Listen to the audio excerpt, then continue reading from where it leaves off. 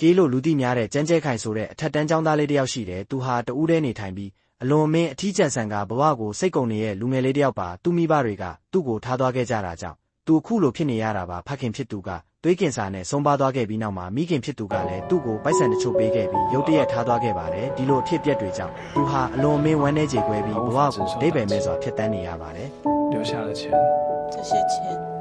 离开了我的生命ဒီနေ့မှာသူဟာအားကစားကွင်းထဲမှာပြေးလွှားရင်သူ့ရဲ့ဒေါသတွေကိုဖြေဖြောက်နေတုန်းရွှံဆိုတဲ့မိန်းကလေးတယောက်နဲ့ဆုံတွေ့ခဲ့ပါတယ်ရွှံကဘာအကြောင်းပြချက်မှမရှိဘဲကေးရဲ့ပါဆက်သေးကိုဆေးလိမ့်ငွေတွေမှုတ်ထုတ်လိုက်ပါတယ်ဒီလိုရဲတင်းလုံးနဲ့ကျောင်းသူတယောက်ကိုတွေးလိုက်ရလို့ကေးအလွန်အံ့ဩပြီးဒေါသထွက်သွားပါတယ်ရွှံဟာလှပါတယ်တက်ကြွတယ်ပြီးတော့တော်တော်လေးလဲရဲရင်းတဲ့သူပါအဲ့ဒီနေ့ကစားပြီးရွှံဟာကေးကိုစာနောက်တာလိုက်နောက်ဆက်တာတွေလုပ်ရင်းသူငယ်ချင်းဖြစ်အောင်စူးစမ်းခဲ့ပါတယ်သူတို့နှစ်ယောက်ဟာတနေ့ထက်တနေ့ပုံမရင်းနှီးလာကြပါတယ်အထီးကျန်နေတဲ့ကေးရဲ့ဘဝဟာရွှံကြောင့်အယောင်သွေးတွေစုံလင်လာခဲ့ပါတယ်ကေးဆိုတဲ့နာမည်ဟာလည်းရွှံပေးထားတဲ့နာမည်ဖြစ်ပြီးကေးကလည်းရွှံကိုခင်မလို့ချစ်စနိုးခေါ်ပါတယ်အချိန်တော်ကြာအတူရှိလာပြီးနောက်မှာကေးကရွှံကိုသူ့ရဲ့အချစ်ဆုံးဖြစ်စတင်ခံစားလာရပါတယ်အချစ်ကိုအတိတ်ပဲဖွင့်ဆိုနိုင်မယ်ဆိုရင်ဒီလောကမှာဘယ်သူမှအချစ်ကြောင့်နာကျင်ရမှာမဟုတ်ဘူးလို့ကေးကယုံကြည်ထားပါတယ်တက္ကသိုလ်ရောက်တဲ့အထိသူတို့နှစ်ယောက်အတူတူရှိနေခဲ့ပြီးဝါသနာတွေလည်းတူညီလာကြပါတယ်နှစ်နှဲငယ်ကြာပြီးနောက်သူတို့နှစ်ယောက်ကြောင်းပြီးသွားခဲ့ပေမဲ့ကေကတော့ရွှံကိုချစ်တယ်လို့ဖွင့်မပြောရဲသေးပါဘူးသူတို့နှစ်ယောက်ဟာကေရဲ့အိမ်မှာအတူတူနေထိုင်ခဲ့ကြပါတယ်တကယ်တော့ရွှံက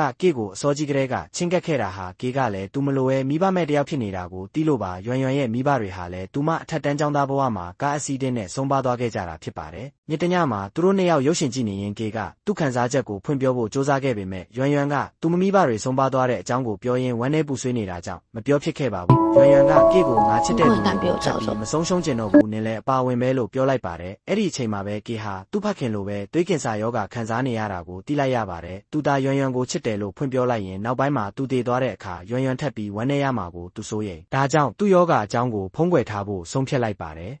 ်နောက်ပိုင်းမှာသူတို့နှစ်ယောက်ဟာတချင်းစာသားရေးတဲ့ကုမ္ပဏီတစ်ခုမှာအတူတူအလုပ်လုပ်ကြပါတယ်အဲ့ဒီမှာဘိုနီဆိုတဲ့အဆိုတော်တယောက်နဲ့ရွှံတို့စကားများကြရာကနေရွှံကိုနေတာကိုကေကနှစ်သိမ့်ပေးခဲ့ပါတယ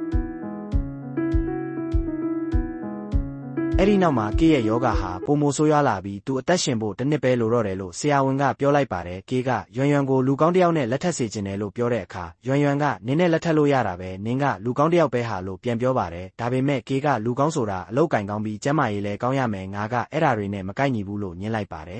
်ပြန်ဆင်ပြေသွားကြပြီဖြစ်တဲ့ဘွန်နီနဲ့ရွှံဟာဆိုင်တစ်ဆိုင်မှာထမင်းလက်ဆောင်စားရင်ကေနဲ့ရွှံတို့ဟာအခုချိန်ထိသူငယ်ချင်းတွေသာဖြစ်ကြောင်းသိတော့သူမအံ့ဩသွားပါတယ်ရွှံကကေပြောတဲ့အတိုင်းယောက်ျားကောင်းတစ်ယောက်ကိုရှာချင်တယ်လို့ဘွန်နီကိုပြောခဲ့ပါတယ်ဒီလိုနဲ့ရွှံဟာရန်ယူဆိုတဲ့ရုပ်ဖြောင်းပြီးကျင်နာတက်တဲ့ဆရာဝန်တယောက်နဲ့တွေ့ဆုံခဲ့ပါတယ်ကေကရန်ယူဟာလူကောင်းတစ်ယောက်ဖြစ်ကြောင်းတေချာအောင်စုံစမ်းခိုင်းခဲ့ပါတယ်ရန်ယူမှာစင်ဒီဆိုတဲ့စစ်ဆက်ထားသူတစ်ယောက်ရှိနေပေမဲ့စင်ဒီကဖောက်ပြန်နေတာကိုကေသိသွားခဲ့ပါတယ်ဒီလိုနဲ့ကေရဲ့အချိန်ဟာတိတ်မကြံတော့ကြောင်းဆရာဝန်ကကေကိုပြောပြပါတယ်တယောက်ယောက်ကိုဖွင့်ပြောပြပြီးဂယုစိုက်ခံရမှုခံတင်ကြောင်းဆရာဝန်ကအကြံပေးခဲ့ပါတယ်ဒါပေမဲ့ကေကရွှံကိုလုံးဝလှုပ်ဝက်ဖို့ကိုပဲဆုံးဖြတ်ထားပြီးရွှံရဲ့ဘဝမှာနောက်ထပ်အထီးမကျန်ရတော့အောင်ကောင်းမွန်တဲ့ယောက်ျားတစ်ယောက်နဲ့ရွှံကိုသူစိတ်ချချင်နေခဲ့ပါတယ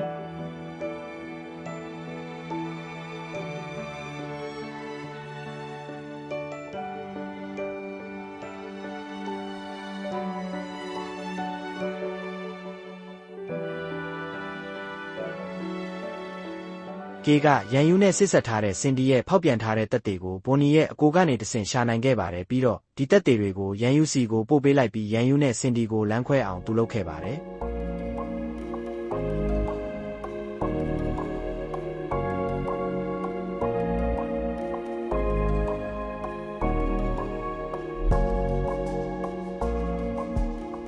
စင်ဒီကဒါကိုတည်သွားပြီးတဲ့နောက်ကေကိုလက်တုံ့ပြန်ခဲ့ပါတယ်ဒီလောက်လုပ်ဖို့လိုအပ်လို့လားလို့ကေကိုသူ့ငယ်ချင်းကမေးတော့ကေကသူရွှံအတွက်လှုပ်ပေးနိုင်သမျှအကုန်လှုပ်ပေးခဲ့မယ်လို့သာပြန်ပြောခဲ့ပါတယ်ထို့နောက်ကေကစင်ဒီကိုတွားရောက်တောင်းပန်ခဲ့ပါတယ်ရန်ယူနဲ့ဆစ်ဆက်ပွဲဖျက်သိမ်းပေးဖို့ပါတောင်းဆိုခဲ့ပါတယ်စင်ဒီကိုလည်းသူ့ရဲ့အကြောင်းတွေအကုန်ပြောပြခဲ့ပါတယ်စင်ဒီကကေရဲ့ဘဝကိုရောအချစ်ဇက်လန်းကိုပါစိတ်မကောင်းဖြစ်သွားပြီးရန်ယူနဲ့ဆစ်ဆက်ပွဲဖျက်သိမ်းပေးဖို့ကိုသဘောတူခဲ့ပါတယ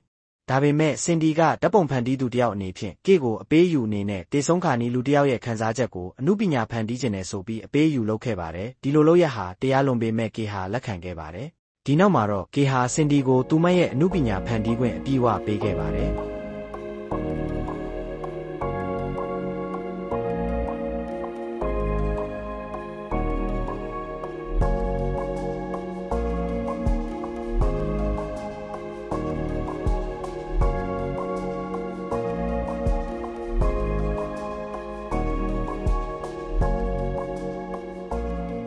နောက်ဆုံးမှာရွံနဲ့ရန်ယူတို့လက်ထပ်ဖို့ဖြစ်လာပါတယ်ရွံကတော့တွေဝေနေခဲ့ပါပြီ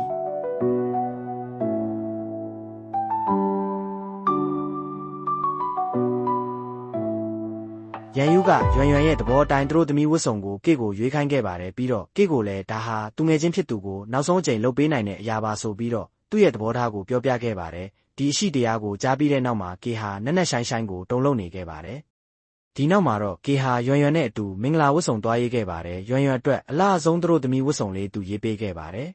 ရွံဟာလည်းအမတ်တရအနေနဲ့ကေကိုသူတို့သားဝတ်စုံစမ်းဝတ်ခိုင်းခဲ့ပြီးအမတ်တရဓာတ်ပုံမှာရိုက်ခဲ့ပါတယ်ရင်းထဲမွန်းကျက်လာပြီးတင်းမခံနိုင်တော့တဲ့အခါကေဟာအဝေးကိုပြေးထွက်သွားပြီးရှိုက်ကြီးတင်ငိုကြွေးနေခဲ့ပါတယ်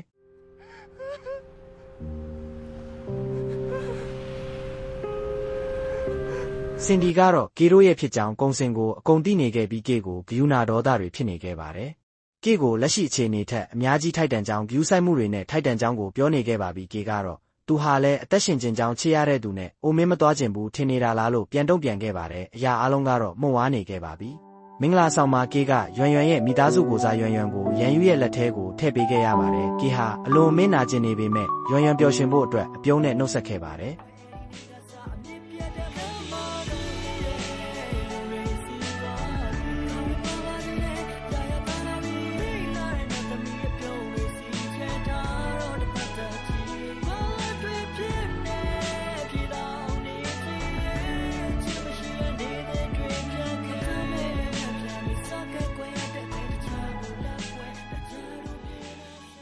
ဒါပေမဲ့တကယ်အမှန်တရားကတော့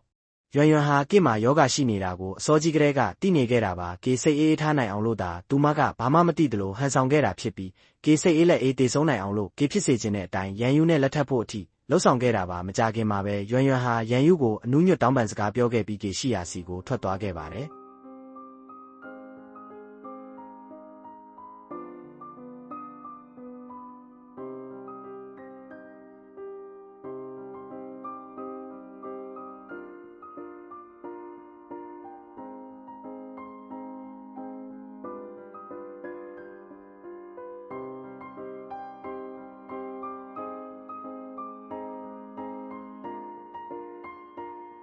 ကေစီရောက်သွားချိန်မှာတော့ကေဟာဆေးရုံမှာရောက်ရှိနေခဲ့ပါပြီရွံကိုသူတွေ့တော့မလုံးမလဲဖြစ်ပြီးဝမ်းသာဖြစ်နေခဲ့ပါတယ်ပြီးတော့သူတို့ဟာဆေးရုံကနေပြန်ဆင်းလာကြပြီးအရင်လိုကေရဲ့အိမ်မှာပဲကေရဲ့နောက်ဆုံးချိန်တွေကိုကုံဆုံးခဲ့ကြပါတယ်ကေဟာရွံရဲ့အခြေရေးကိုသူ့သဘောအတိုင်းဆောင်ရွက်ခဲ့မိတာမို့စိတ်ထဲကနေထပ်တလဲလဲတောင်းပန်နေခဲ့ပါတယ်သူတို့နှစ်ယောက်အတူတူဖြတ်တန်းခဲ့ကြတဲ့အမတ်တရားတွေကိုပြန်ပြောနေခဲ့ကြပြီးမကြခင်မှာပဲကေဟာချစ်ရတဲ့သူ့ရဲ့ပခုံးထက်မှာငြိမ်သက်သွားခဲ့ပြီးလောကကြီးကို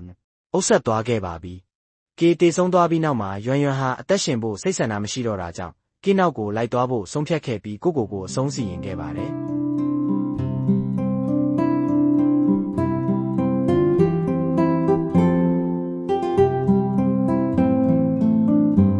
စကားဆုံးမှာရန်ယူဟာကေနဲ့ရွံတို့ရဲ့အုတ်ကူရှိမှာငိုကြွေးနေပြီးစင်ဒီနဲ့ပြန်လဲဆုံတွေ့ကကေနဲ့ရွံတို့ရဲ့ကြီးမြတ်ပြီးအနစ်နာခံတတ်တဲ့အချက်အကြောင်းကိုပြောဆိုနေကြပါတယ်ပြီးတော့ကေမြဲပြောနေကြအချစ်ကိုအတိတ်ပဲဖွင့်ဆိုနိုင်မယ်ဆိုရင်ဒီလောကမှာဘယ်သူမှအချစ်ကြောင့်နာကျင်ရမှာမဟုတ်ဘူးဆိုတာလေးကိုတွေးနေကြရင်ဇလန်းလေးလည်းပြီးဆုံးသွားပါတယ်အားလုံးကိုကျေးဇူးတင်ပါတယ်နောက်ထပ်စိတ်ဝင်စားဖို့ကောင်းတဲ့ဇာတ်ကားအသစ်တွေအမြဲတင်ပေးမှာမို့ like and follow လေးလုပ်ထားပေးကြပါ Goodbye